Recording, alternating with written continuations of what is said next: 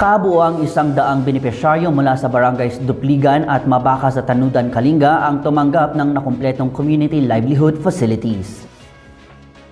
Isinagawa ang turnover ceremony ng Project Lawa o Local Adaptation to Water Access at Project Binhi o Breaking Insufficiency through Nutritious Harvest for the Impoverished, Kamakailan.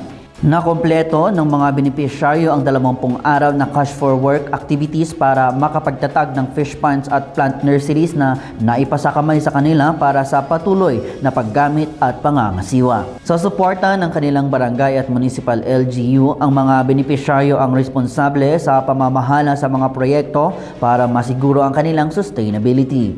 Ang Project Lawa at Project Binhi ay flagship interventions sa ilalim ng Risk Resiliency Program, Climate Change Adaptation and Mitigation ng DSWD. Layunin ng programa na palakasin ang katatagan at adaptive capacity ng mga mahirap at vulnerableng pamilya.